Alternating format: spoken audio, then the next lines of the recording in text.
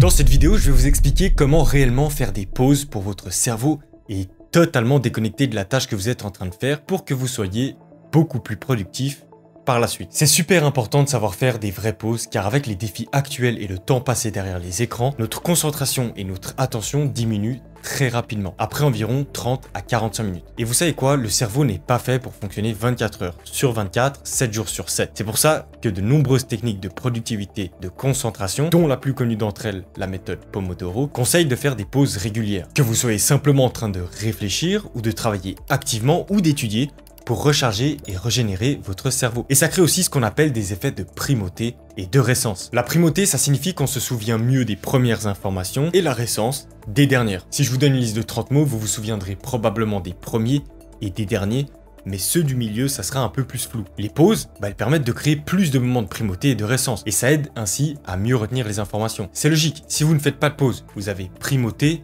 récence. Mais si vous faites plusieurs pauses, vous avez primauté, récence, primauté, récence, primauté, récence et primauté, récence. Donc logiquement, vous vous souvenez de plus d'informations. Ça, c'était juste un petit truc théorique. Mais qu'est-ce qu'il faut réellement pour faire des vraies pauses? Après 30-45 minutes de concentration intense, vous faites votre pause de 5 à 15 minutes. Franchement, 5 minutes seulement, ça suffit et c'est super puissant. Et donc, pendant ces pauses, il y a en tout cas 3 choses qui vous permettent de bien déconnecter et de vous régénérer. Il n'y a absolument pas d'ordre particulier, vous pouvez faire comme vous voulez, mais la première, c'est de se lever et de bouger. Le mouvement est essentiel. Beaucoup disent que de rester assis, c'est le nouveau tabagisme, et ils ne sont pas loin de la vérité. Votre cerveau contrôle vos mouvements, donc en bougeant, vous stimulez votre cerveau. Que ce soit en faisant une courte promenade, surtout bénéfique si vous recevez en plus de la lumière du soleil, des sauts, des burpees, des pompes ou des squats, bougez pour faire circuler le sang. Ce qui est bon pour le cœur est bon pour le cerveau. Vous vous souviendrez mieux de l'information et vous la comprendrez beaucoup mieux. En parlant d'exercice, j'ai vu un truc de fou. Est-ce que vous saviez que les jongleurs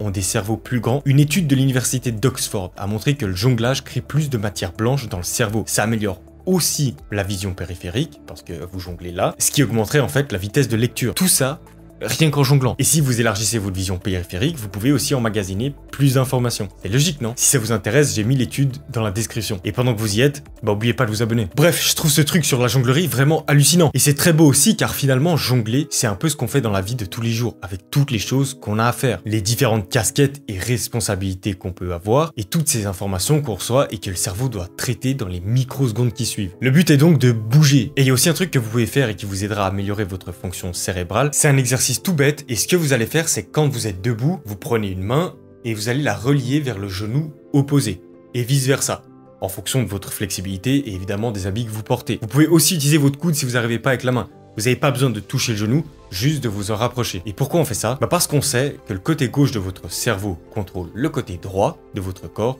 et que le côté droit de votre cerveau contrôle le côté gauche de votre corps. Et il n'y a pas seulement une connexion cerveau-corps, il y a aussi une connexion corps-cerveau. Et ce que certaines études suggèrent, c'est que de faire ces mouvements en diagonale permettrait de créer de nouvelles connexions dans le cerveau. Et si c'est pas le cas, c'est toujours du mouvement. Ce qui est sûr et qu'on sait, c'est que tout nouvel apprentissage crée de nouvelles connexions. Donc même si vous faites des trucs un peu chelous et pas naturels, comme se brosser les dents de la mauvaise main, manger de la mauvaise main, même faire ça, se toucher l'oreille avec la main opposée, ça sera bénéfique pour votre cerveau, car vous bougez. Et j'insiste sur quelque chose, ce n'est pas seulement de bouger en allant 3 fois par semaine au sport, peu importe le type d'exercice que vous pratiquez. Vous devez vraiment comprendre que c'est important d'intégrer du mouvement dans vos routines toutes les 45 minutes, par exemple. C'est surtout ça qu'il faut retenir. La deuxième chose super importante, c'est de boire. On le sait aujourd'hui, être déshydraté, même un tout petit peu, baisse la performance très rapidement. Alors que quand on est bien hydraté, notre vitesse de réflexion et notre temps de réaction sont optimaux. Et la troisième chose à faire pendant cette pause cérébrale, c'est de respirer profondément. Pourquoi?